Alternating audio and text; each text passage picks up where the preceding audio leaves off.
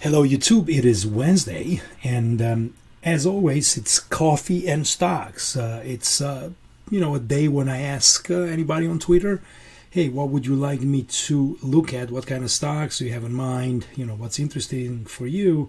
And I received a couple of responses this week. I mean, I should have maybe posted this question a bit earlier, maybe Monday, Tuesday. I would have gotten maybe a bit more. But this will give us a little bit of time to kind of take a look at these two stocks. So one of them is GME, and the other one, I think it's called Path, which is some kind of an AI play, apparently. So we'll just kind of focus on these two and talk a little bit about them. But yeah, I am Chris. I run Elliott Wave Cafe. This is Coffee and Stocks. Let's get going.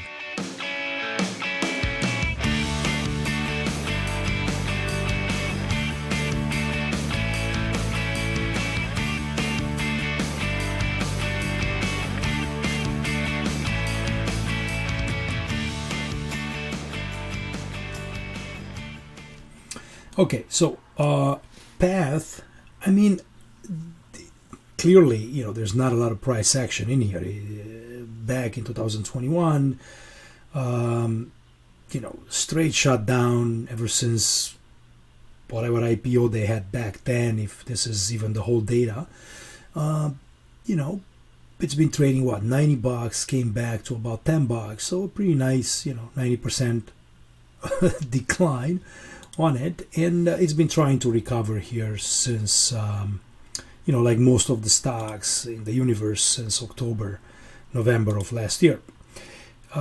So what's happening in terms of what the price is doing? I can tell you this: we're clearly stopped going down, right? That's the number one thing that I'm noticing. You have a nice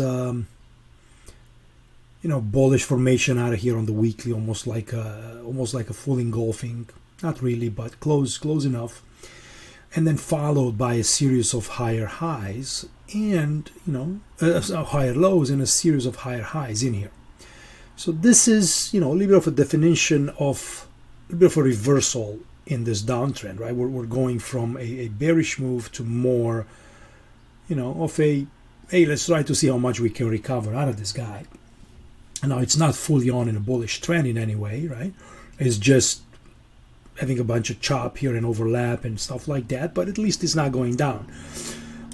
So that's slightly encouraging. Then I'm also noticing in some of these, weekly buys, there's decent volume kind of coming up every time you're buying. And we can take a look at the dailies where you can see a little bit better that, where you have buying activity, it comes from volume. Where you have selling activity, it's not that much volume going on. So apparently there is interest for this stock. Also, what I like is that we climb back above the 150-day moving average here. You can use the 200. And this guy, from instead of going down, it's starting to kind of turn back to the upside. So that's another positive development. But here's the thing. I don't know if the stock is ready, for being kind of ready for prime time. I mean, I see a big resistance right there, which leaves a few percentages below that, right? Just maybe, 20%. It's not a small thing, but I think it's going to find, a little bit of a resistance, a little bit of fighting if it gets all the way up there to whatever that level was, 20, 22, $23. Yeah, about $22.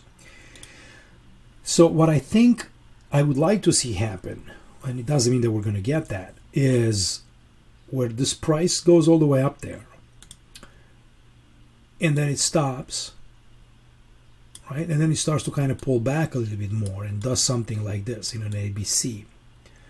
And then we can maybe look at this as, some kind of, if it's even possible to make a wave one out of this, with a wave two, another one, and another two, and then look for a break to the upside, maybe a test, and then continue to go. And if you can see just from my drawing here is that, what this does is creates that beautiful reversal pattern, which again, not all the time is that ideal, but it's that inverted head and shoulder that I always, like to watch. So this is the left shoulder, You got your neckline, I mean your head back in here. You can say that this is the right shoulder and the neckline is a little crooked, or you can say that maybe it's still forming and it's going to be back here and the neckline is going to be straight. Both of these are okay, but since we haven't cleared yet these levels back here, I still think that it could be a bit early. Now, what I don't want to see, and that would be kind of signal for me to, just leave this party. Obviously, it's a break below the 150-day moving average, or even below the $12 mark. Now, this is no financial advice. I'm not telling you what to do, but obviously, if you're entering here, you're going to have to put at least a 30% stop, to kind of be on the safe side of this, because this thing is probably pretty volatile. It moves pretty fast. But if you break below these levels, in my view, I would think that I would be wrong into kind of my bullish thinking and bullish approach. Up until this level, I'll still kind of give it some room, let it develop.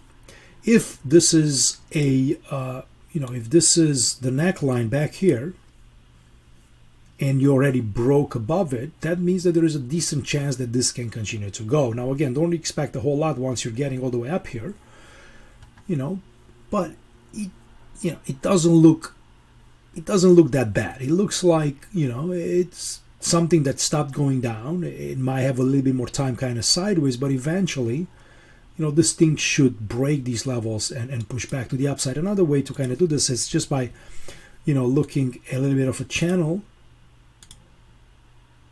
and just kind of watch what happens inside here. If you can break above this, then you have more of a cleaner path to the upside. I don't know how, if this stock is shorted, in any way, or if it's, kind of how much short interest is in there. And here's another way to kind of look at it. This is on, just on a bar chart. And I was trying to kind of look at these, pullbacks. I mean, this here looks like a pretty nice three-wave setback in here. Almost look at, we can probably do a flat out of it too. A, B, and then down in C. The problem is that you can't really count this whole move in here as an impulse. And that's, just slightly problematic. You would basically have to go in some kind of a wave 1, 2, another 1, another 2, and then, plus you got this sell-off in here. So it's not, and I don't want to go into, the diagonal debate here where, hey, what if this is a leading diagonal? You got a 1, 2, 3, 4, and 5, and then you're going to sell off. I mean, I guess you could do that, but again, remember, it's coming back to the same idea. Left shoulder, neckline, right shoulder, and then you can go a little bit better after you break this. So just kind of be careful with this one. You kind of know where you're wrong, and in my view, below these levels, I mean, even heck, I wouldn't even maybe give it that much. If you're starting to kind of get back below 15, 14, I'd start to be a bit more worried. So overall, it looks like something that has a bit of potential, but might have a bit more moving sideways. Okay, let's take a look at GME. And I mean, this guy, it's been, it really hasn't done much since it had that kind of huge move up in 2021, and it's been a kind of a straight shot down since. First of all, they brought it back to almost $10, then they went back to 70, and now it's correcting. It's got, or what looks to be a correction. I don't even know. You got this little bit of a channel, but it's an ugly, very, very ugly chart overall. I mean, this whole thing here is just a big old mess. I'm not going to sit here and tell you that GME is going to $1,200 because that's ridiculous. I still think it's a meme stock, and eventually I think they're probably going to go to zero. Unless they really manage to reinvent, restructure, do something amazing. And I don't think that, I think that this party here was over. There might be some more upcoming interest here. I think they brought a new CEO or something like that, so there might be something happening. But I am, maybe you don't want to hear this, right? Because you're here, hey, just tell me the count and shut up about, the GME stock or whatever. But hey, you ask for my opinion, I'm going to tell it to you, from kind of all the size that I think it's worth it. I don't think it's a fourth wave. I have no idea what it is.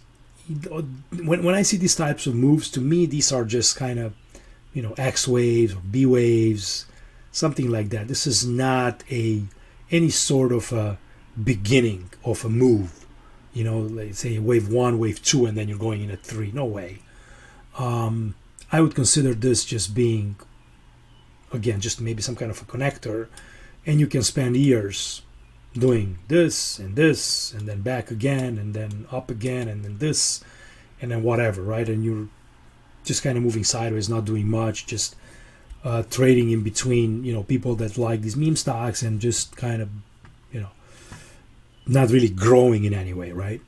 But let's take a look a bit at the smaller time frames, and I'll tell you, something that I see in here, and let's just go to the moving average. Now, you can see how it's very, very flat without a lot of action, and the moving average is still pointing lower. Right, there's never since it basically stopped going down back here in the summer of 2021. The moving average started kind of pointing lower, sideways a little bit, and then down. It had no power to turn, right? Which shows you that this trend is down. Okay, so from a trend perspective, you have a downtrend. You don't have an uptrend. You have a downtrend with a series of lower lows and lower highs. Okay, now something interesting is happening in here. You have this test of the low, and then you have this test of the low, and you stopped going down. But you also had them here, right? And then you went up in 3 waves, and then you crashed back down. You also had them here, So how reliable really is this? Well, one could argue and say, man, it's kind of getting stretched. The market is going up. This could look good. Possibly. And if you look at this as some kind of left shoulder, maybe a right shoulder, and then you have a big resistance line somewhere up here, and you break above it, then I guess you could take this measurement, have this as a double bottom, and then look for targets. I don't know, maybe back here, right, towards $50, and then look for targets maybe back there towards $70 if it gets all the way up there. Let's say that this was the reversal. I guess, that would be kind of one way that I would hang just into that. But remember, if you're back below this level, all bets are off, right? Or you could say, hey, I'm only going to be bullish if it breaks 30. I want to go with the momentum. I want to see volume too. Like, remember, this is, these are heavy shorted stocks.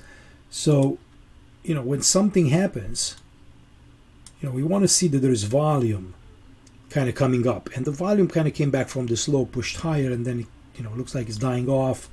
This was a gap up. There's not a little bit of volume in here. So, but see, not enough to kind of, get into a large short squeeze.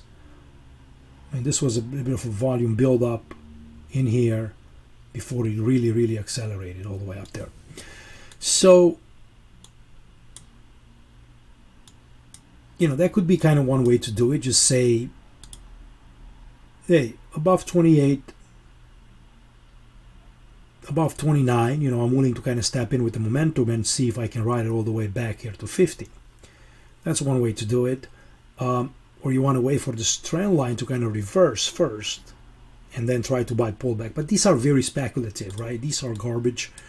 A lot of speculation in here, and you got to be quick in, quick out, I guess. If you're staying for a short squeeze, you kind of have to catch it and look at the volume and kind of see how it develops and see if it happens ever again. Might never happen.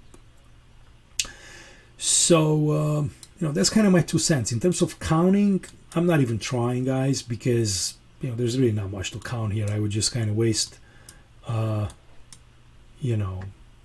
think you'd be pretty disrespectful to Elliott Wave or to, not Robert Prechter, I'm sorry, Ralph Ellison and Elliott, right?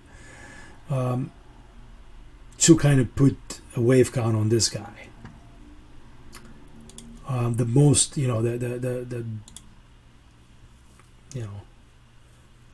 furthest I would go is that this is some kind of an X wave when you see moves like this, right?